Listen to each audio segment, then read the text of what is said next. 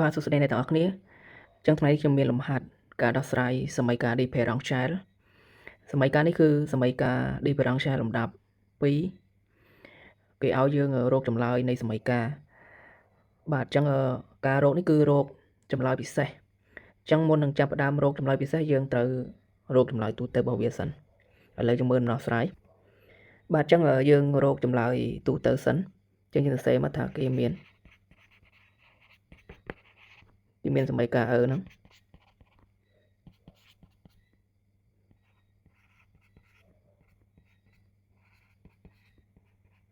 បន្ទាប់មកយើងសរសេរសមីការសម្គាល់មកបាទអញ្ចឹងយើងពិនិត្យមើលសមីការសម្គាល់យើងឃើញថាតួ A នេះហើយតួ B ហើយនិងតួ C ហ្នឹងយើងឃើញថាពេល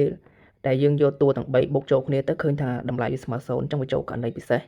អញ្ចឹងយើងអាចសរសេរថាដោយ A បូក B បូក C នឹងស្មើ0អញ្ចឹងនោះយើងទាញបានឬទី1របស់វាគឺស្មើ1ហើយនឹង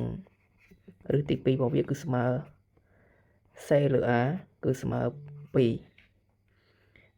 បន្ទាប់ពីយើងដឹងឬរបស់វាហើយយើងបានចម្លើយទូទ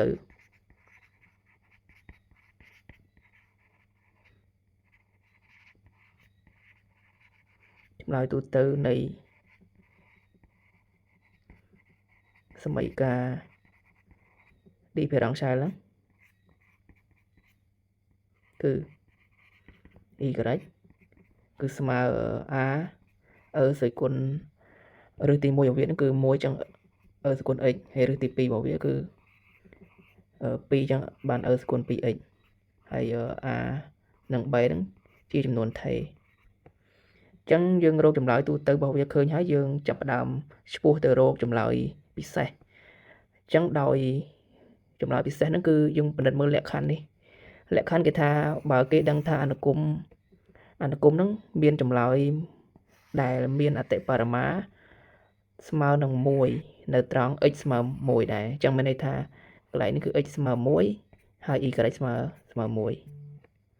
ចឹងយើងចាប់ផ្ដើមរកចម្លើយពិសេសអញ្ចឹងយើងអាចសរសេរថា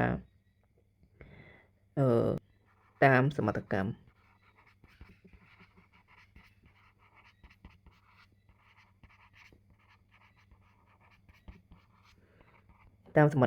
គឺគេថាអនុគម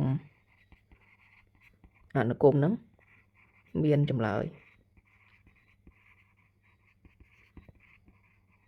មានអតិបរមាអញ្ចឹងយើងគេសរសេរបានថាគេបានយើងទាញបាន y នៃ1គឺស្មើនឹង1អញ្ចឹងកន្លែងនេះយើងត្រូវដឹងអានេះគឺ x ហើយមកខាងនេះគឺ y ហើយមួយទៀតកាលណាមានតម្លៃបរមាឬក៏តម្លៃអតិបរមាហ្នឹងគឺគេនិយាយពី derivative អញ្ចឹងមានថា derivative ទី1របស់វាហ្នឹងនៃ x ដែរ x នេះហ្នឹងក៏គឺយើងត្រូវឲ្យវាស្មើ0អញ្ចឹងយើងទាញបាន1 2អញ្ចឹងមកបន្ទាប់ពីយើងទាញបាន1 2យើងយក1យកមកធ្វើមកតាម1អញ្ចឹងនាំមកយើងជំនួសតម្លៃ x បញ្ចូលទៅ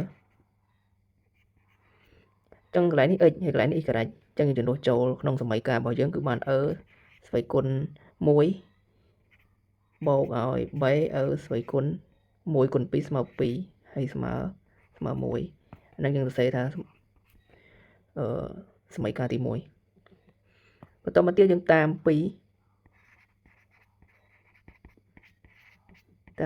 ប៉ុន្តែដោយសារវាមាន derivative អញ្ចឹងយើង derivative សិនអញ្ចឹងដោយ derivative ហ្នឹងអញ្ចឹង derivative ហ្នឹងគឺយើង derivative សមីការហ្នឹង derivative សមីការមួយនេះបាទអញ្ចឹងយើង d មកគឺ d សគុណ x នៅដដែលហើយ derivative សគុណ 2x វាធ្លាក់2នៅពីលើមកក្រោមមួយមកបានពី2សគុណ 2x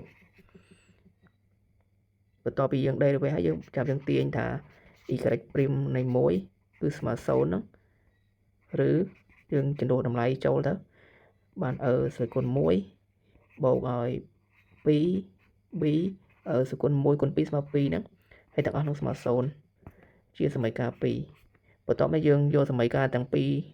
1 2នេះចងជាប្រព័ន្ធមកចឹងគេបានចងជាប្រព័ន្ធយើងបានa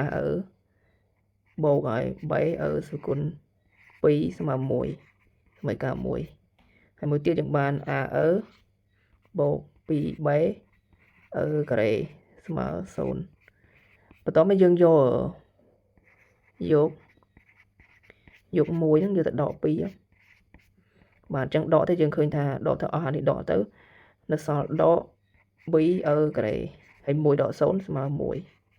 បន្ទាប់មកយើងទាញរកតម្លៃ b ទៅអញ្ចឹងយើងទាញទៅយើងបានយើងរុញនេះទៅវាទៅជាចែកតែយើងរុញស្វ័យគុណឡើងមកលើមកអញ្ចឹងបានដកសគុណ2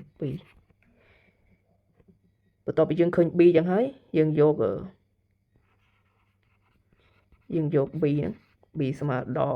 សគុណ2ហ្នឹងជំនួស1ក៏បាន2ក៏បានឥឡូវខ្ញុំយកវាទៅជំនួស2ចុះ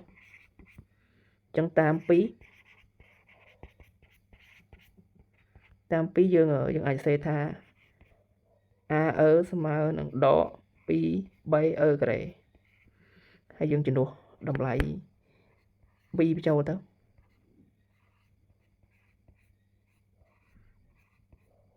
ចឹងពេលជំនួសទៅវាបានសញ្ញានេះគុណគ្នាទៅបានបូកវិញហើយស្វ័យគុណដក2គុណឲ្យសគុណ2ចឹងស្មើសគុណ0ចឹងស្មើ1គុណ2គឺស្មើ2ដដែលមកដល់នេះយើងបោះអក្សរនៅទៅខាងនោះទៅអង្គទី2ទៅចឹងបោះទៅវាបានចែកតែយើងរុញវាឡើងលើហើយចឹងបាន2សគុណដក1ឥឡូវយើងឃើញ a ឃើញ b ហើយយើងយកតម្លៃ a និង b ជំនួសក្នុងសមីការអញ្ចឹងយើងបានចម្លើ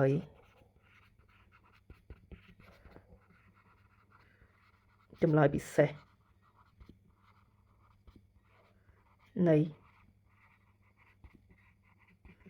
នៃសមីការគឺចឹង y គឺស្មើ a ហើយយើង a យើងរកឃើញមុនហ្នឹងគឺឃើញ2សគុណដក1ហើយគុណនឹងសគុណ x បូកតម្លៃវាគឺចឹងយើងសរសេរថា2នេះយើងអាចសរសេរថាសគុណ x ដក1មកហើយគុណសញ្ញាចុះបានដកវិញមកបានសគុណ 2x ដក2ចឹងយើងអាចឆ្លើយថាដូចនេះ y ជាចម្លើយពិសេសហ្នឹងគឺស្មើ2ស្វ័យគុណ x ដក1ដកឲ្យសគុណ 2x ដក2